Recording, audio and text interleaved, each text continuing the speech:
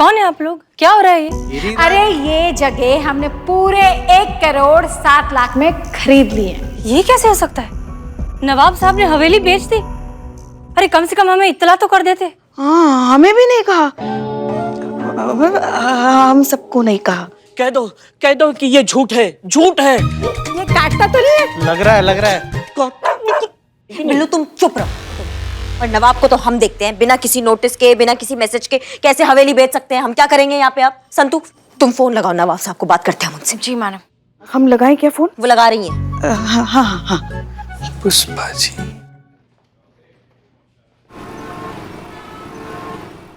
हाँ आ गए नवाब। अबे हमने अपनी हवेली बेच दी और हमको खबर नहीं।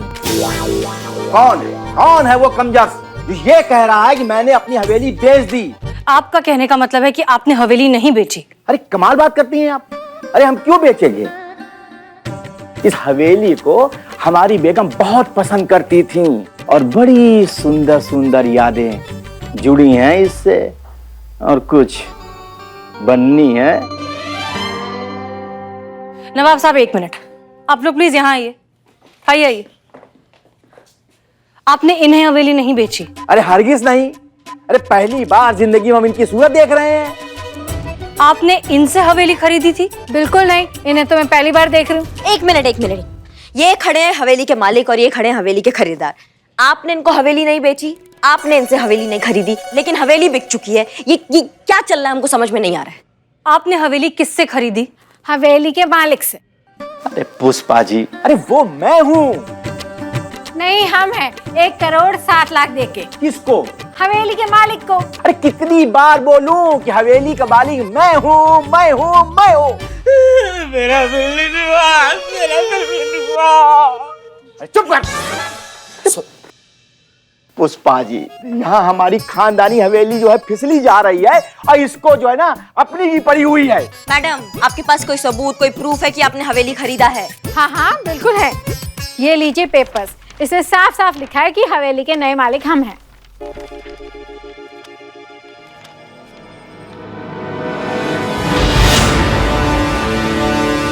ये क्या है? क्या हुआ मैडम सर? विटनेस की जगह पर हमारा और करिश्मा सिंह का नाम लिखा है। हाँ?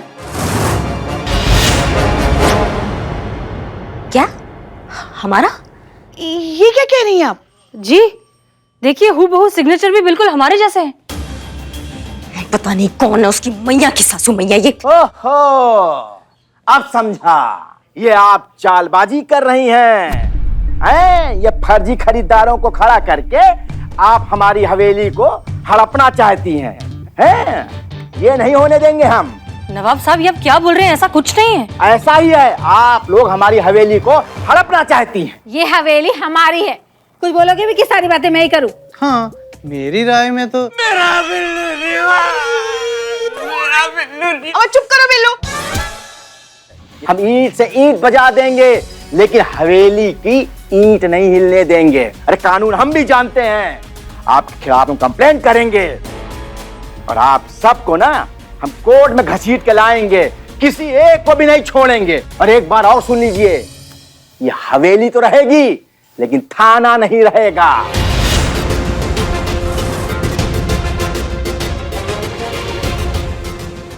समझे ना? तैयार हो जाइए आप लोग। नवाब साहब लेकिन मेरा बिल्ली निवास।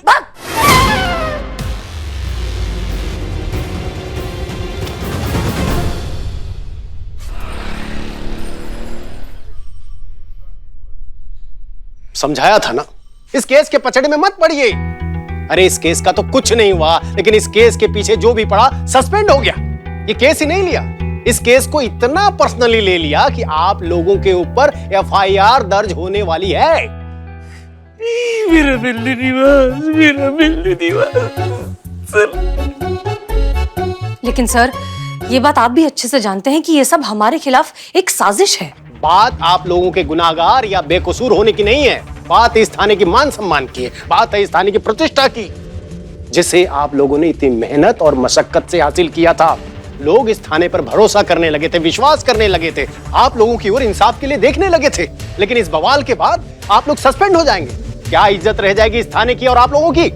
सर, अगर हम लोग सस्पेंड हो जाएंगे तो पिछले महीने का पगार मिलेगा ना? समझ गए मैडम, सॉरी। सर ये जो पेपर है ना, ये जाली है। हम आपको साबित करके दिखा सकते हैं कि ये सब। करिश्मा सिंह, हम जो समझा रहे हैं उसे समझने की कोशिश कीजिए ना। आप जो कह रही हैं वो तो होते होते होगा, कोर्ट का ऑर्डर आते आते आएगा, लेकिन तब तक प्रोटोकॉल के हिसाब से इस थाने को सील करना होगा और आप सभी लोगों को सस्पेंड करना होगा। सर, सस्पेंशन के बाद मैं क्वार्टर में रह सकती हूँ कि नहीं? मैं अपने बिल्लू निवास में नहीं रह सकता, आप क्वार्टर में कैसे रह सकती है? सर, एक बात करनी थी आपसे। कहिए पुष्पा जी। पता नहीं आज कैसे हमें लगा था कि आप जरूर आएंगे, तो हम राजमा चावल बनाकर लेकर आए हैं।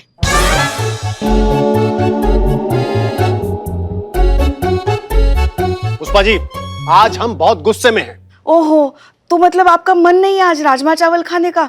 कोई बात नहीं। ऐसा हमने कब कहा कि हम राजमा चावल नहीं खाएंगे? हमने कहा हम गुस्से में हैं, जाकर टिफिन लाइए, हम हेडक्वार्टर जाकर खाएंगे। अभी लाते हैं सर।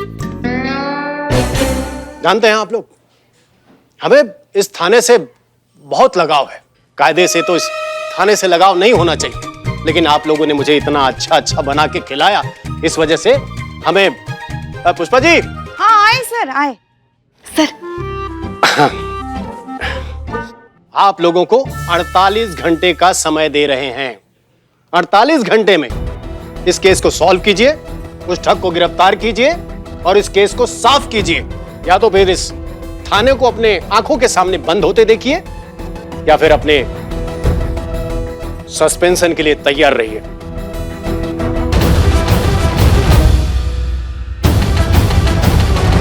जय हिंद सर। जय हिंद।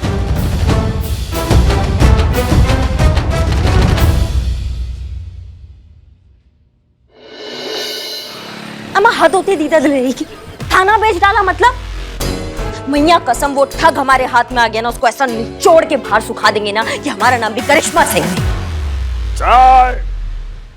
हाँ तो दो ना, सर पे क्या खड़े हो बेताल के जैसे? दो चाय। बरखुदार, आपके लिए बदनाम स्पेशल चाय लेकर आया हूँ ताकि आपका मूड ठीक हो सके। ये चाय है? जी मैडम। ये चाय है तो नीम का काढ़ा किसको कहते हैं? उसमें नीम के पत्ते पड़ते हैं मैडम। उफ, ये माँ, सॉरी। इसे लेकर जाओ और दूसरा चाय लाओ। बतना। हेलो, क्या जबलपुर पुलिस थाना में लॉकअप खाली है? नहीं, सुन, रिक्वायरमेंट देख क्या है। अच्छा, वो खिड़की से व्यू कैसा है? खिड़की नहीं चाहिए, सब अंधेरा चाहिए, एकदम काला, इतना काला कि उस काले में हम भी न दिखे। नहीं, मेरा थाना तो खत्म, वो बिक गया ना, इसीलिए तो दूसरे थाने में मैं अपना बिल्लू निवास ढूंढ रहा हूँ। और सुन, इन बेचारों के लिए भी कोई थाना हो तो बता देना। हाँ, छोटा मोटा एडजस्ट कर लेंगे। हाँ, hold. Yes, I call back you. पता है बिल्लू तुम्हें किसका गुस्सा किस पर निकल रहा है? आपका? उस ठग को पकड़ नहीं पाई ना, इसीलिए उसका गुस्सा गरीब बेचारे मासूम लोगों पर निकल रहा है। नहीं पुष्पा जी, आज नहीं, आज बिल्कुल नहीं। आज हम पके हुए हैं, हमारा ना मुंह से कुछ गलत निकल जाएगा, इसलिए आज डिस्टेंस मेंटेन। पुष्पा जी, कल तक वैसे भी सस्पेंशन मिल जाएगा हमें, अब घर पे जाके आराम से भड़ास निकाल लेना। क्या इसमें गलत क्या है? ये जो कुछ भी हो रहा है इन्हीं की वजह से हो रहा है ना। देखिए पुष्पा जी, अपना ना टोन संभालिए आप। ये जो बात पे आप भूल जाती है ना कि हम थाने में हैं, ये सास वाला टोन यहाँ मत लाइए आप, वरना लाइन हाजिर कर देंगे, फजीहत हो जाएगा जान का। आप हमें धमकी दे रही हैं? हाँ बिल्कुल दे रहे हैं। वैसे भी हम 2 दिन में सस्पेंड होने वाले हैं, फिर घर पर ही रहेंगे, वहाँ हम आपकी सीनियर हैं, ये मत भूलिएगा आप। पुष्पा जी, यही कह रही थी मैं। लेकिन यहाँ हम सीनियर हैं, ये मत भूलिए आप। तुम चुप करो। बस कीजिए आप लोग, जल्दी। ये वक्त एक दूसरे से लड़ने का नहीं है, एक साथ मिलकर इस प्रॉब्लम को सॉल्व करने का है। हमारे पास कुल मिलाकर 48 घंटे हैं, इसलिए फिलहाल हम उस ठग को कैसे पकड़ेंगे ये सोचें तो बेहतर होगा। देखिए आप, लगता है मैं फिर से गलत वक्त पर आ गया। नहीं नहीं, आप बहुत सही वक्त पर आए हैं यार। हमें पता नहीं था ना गेस्ट आने वाले हैं, तो माहौल नहीं बिगाड़ते हम। हमें पता होता कि आप वापस से मिठाई लेकर आए हैं। वैसे पिछली बार तो आप दिवाली की मिठाई लाए थे, इस बार क्या एडवांस में क्रिसमस का मिठाई लाए हैं? रिपोर्ट लिखाने आए हैं। बाहर मार्केट है ना, वहां मेरा पर्स गिर गया। उसमें मेरे आई कार्ड और कुछ जरूरी कागजात हैं, तो यहाँ मदद मांगने के लिए चला आया। खैर कोई बात नहीं, मैं दूसरे थाने में देख लूंगा। नहीं नहीं, माफ कीजिए, हम दरअसल किसी और केस को लेकर थोड़े परेशान हैं। कॉनवेंट वाले केस को लेकर परेशान है ना आप सब? ये बात आपको कैसे पता? जाहिर सी बात है, थाना बंद होने जा रहा है, आप लोग सस्पेंड होने वाले हैं, हर जगह इस केस की चर्चा हो रही है। खैर, अगर इस केस में मेरी मदद चाहिए तो प्लीज बताइएगा। महिला पुलिस थाना जनपद लखनऊ अपने केस खुद सॉल्व करने के लिए सक्षम है, इसलिए आपका जरूरत नहीं पड़ेगा। और वैसे भी आपने ट्रेनिंग लिया है ना, आप पुलिस नहीं है, इसलिए सरकारी काम जो है ना उससे आप थोड़ा दूरी बनाए रखिए। हम ये केस खुद सॉल्व कर लेंगे। मैं आपके काम में दखल नहीं दे रहा हूँ। SHO करिश्मा सिंह, एक मदद की पेशकश की थी। अगर आपको मेरी पेशकश अच्छी नहीं लगी तो मैं माफी चाहता हूँ। और रही बात मेरे पुलिस फोर्स ज्वाइन नहीं करने की, तो इसमें मेरा नुकसान नहीं हुआ है, आपके पुलिस डिपार्टमेंट का नुकसान हुआ है। आपके डिपार्टमेंट ने एक काबिल अफसर खो दिया जो आपके डिपार्टमेंट का और इस देश के काम आ सकता था। अगर मैं इस जगह तैनात होता ना, तो ये नौबत कभी आने ही नहीं देता। क्योंकि अगर मैं आपकी जगह होता तो उस ठग के बारे में मैं वैसे नहीं सोच रहा होता जैसे पुलिस उसके बारे में सोच रही है। मैं वैसे सोच रहा होता जैसा वो ठग पुलिस के बारे में सोच रहा। दिमाग को कभी बल से मात नहीं दिया जाता करिश्मा सिंह, याद रखिएगा। चलते हैं।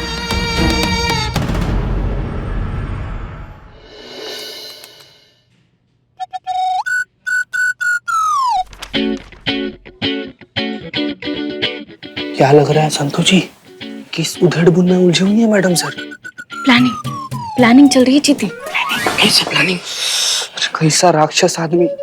सुनो, मैडम सर जानती है कि अभी सबकी नौकरी जाने ही वाली है, तो क्यों ना शादी करके सेटल हो जाए। सुनो तो सही पुष्पा जी, मैडम सर की अम्मी ने मैडम सर को फोटोज भेजे लड़कों की। मैडम सर शॉर्टलिस्ट कर रही है, उन्हीं में से किसी एक के साथ अपना घर बसा लेंगी।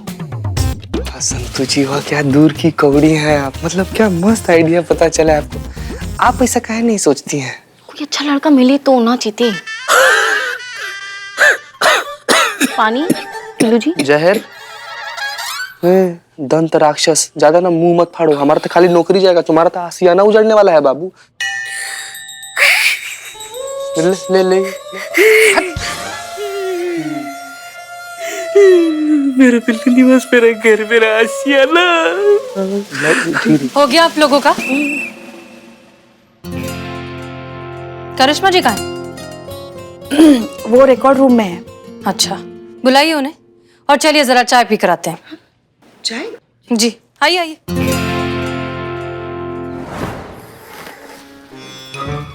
Thank you.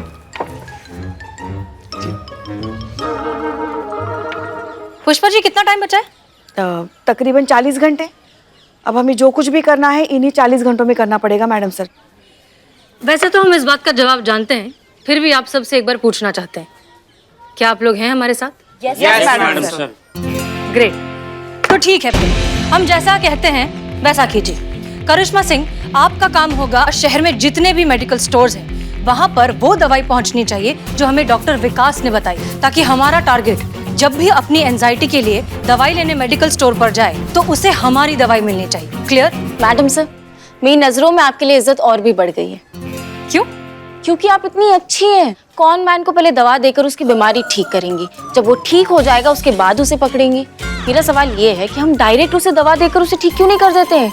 उसके लिए ये प्लानिंग, मिशन, ये सब क्यों? व्हाई?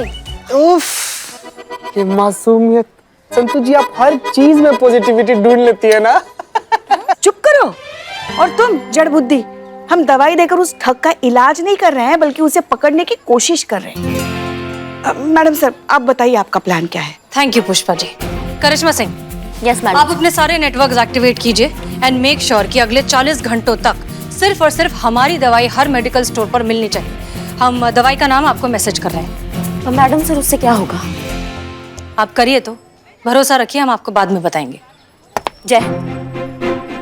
चीता, उस डॉक्टर का नाम क्या है जिन्हें वो नागमणि बेची गई थी? डॉक्टर परवीन कुमार। बुलाइए उन्हें। जी मैडम सर। अरे वो होती है ना इच्छाधारी नागिन, कभी भी कोई भी रूप ले लेती है, ऐसे ऐसे ही जीभ निकालती है, लहराती है। समझी नहीं कुछ। एक सेकंड पुष्पा जी, हम समझाते हैं। अरे लहराती है। हाँ हाँ हाँ हाँ हाँ हाँ, ऐसा कुछ सुना था मैंने, है ना। हाँ वो लहराती है और मेकअप वगैरह करती है और उसकी आंखें एकदम बड़ी बड़ी होती है, ऐसी हरी हरी, और आंखों में बहुत सारा काजल भर के रखती है। अरे डॉक्टर साहब आई बैठिए बैठिए। अरे सर आप इधर बैठ जाइए, हम इधर बैठ जाते हैं। ठीक है। बैठिए। आप जो हमको फोन पे कह रहे थे ना, हमको समझ नहीं आ रहा था। अच्छा कोई बात नहीं, अभी बता देते हैं। क्या है ना, क्या कैसी चल रही है तैयारियां? हाँ हम तैयार कर रहे हैं। नहीं गुड गुड, आप लोग अच्छे से सब कुछ समझ लीजिए, कोई भी कंफ्यूजन नहीं होना चाहिए। ये बहुत ही इंपॉर्टेंट मिशन है। ये सब क्या चल रहा है? आप लोग कंटिन्यू रखिए, आप हमारे साथ आइए। जी मैडम सर। हमें लगता है कि आनंद सही है। आपको भी यही लगता है कि अगर आनंद ने फोर्स ज्वाइन किया होता तो वो हमसे काबिल होता?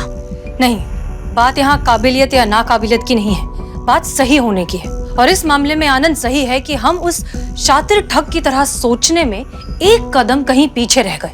मैडम सर मेहरबानी होगा कि आप साफ साफ हमें बताएं, क्योंकि गोलमोल बातें हमको समझ में नहीं आता, हमारे दिमाग में नहीं घुसता है।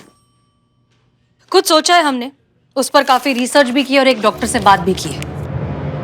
ये देखिए, एक खास तरीके की दवाई होती है जिसका इस्तेमाल करने से इंसान को हेल्यूसिनेशंस होने लगते हैं, मति भ्रम, दिमागी वहम। पता है मैडम सर। ओके, इस दवाई का डोसेज इतना कम होता है कि इससे किसी भी तरीके का शारीरिक या मानसिक खतरा बिल्कुल नहीं है। इस दवाई का इस्तेमाल करते ही कुछ देर के लिए इंसान को वो सब दिखाई देने लगता है जो दरअसल है ही नहीं।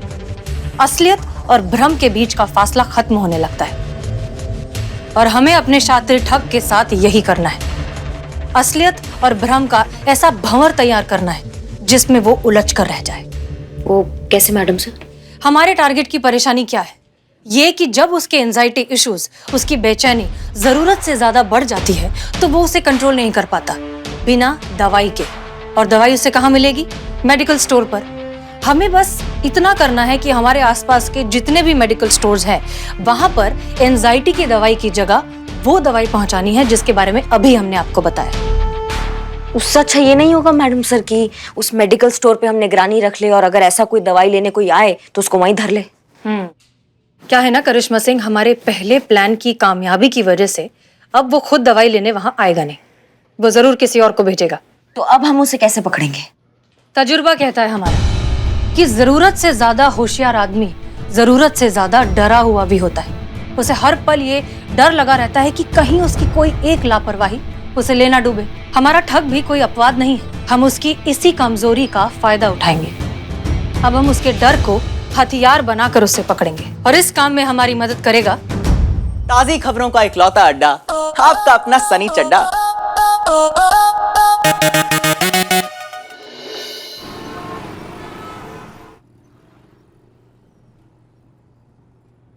तो आइए आज हम सब स्वागत करते हैं अपने लाइव सेशन में डॉक्टर प्रवीण का, जो अपने साथ हुई बड़ी दिलचस्प घटना के बारे में हम सबको बताएंगे। जी प्रवीण जी बताइए। हाँ, हम पुलिस कंप्लेन वापस ले रहे हैं क्योंकि पहले हमें लगता था कि हमारे साथ ठगी हुई है और उसके बाद हमें इस नागमणि के नाम पे बेवकूफ बनाया गया है। हम ही तो बनाए थे। तो डॉक्टर ऐसा अचानक क्या हो गया कि आपने अपना माइंडसेट चेंज कर लिया और अपनी पुलिस कंप्लेन वापस ले ली? क्योंकि पहले मुझे लगा था कि मुझे धोखा दिया गया है, लेकिन कल रात कुछ ऐसा हुआ कि सब कुछ बदल गया।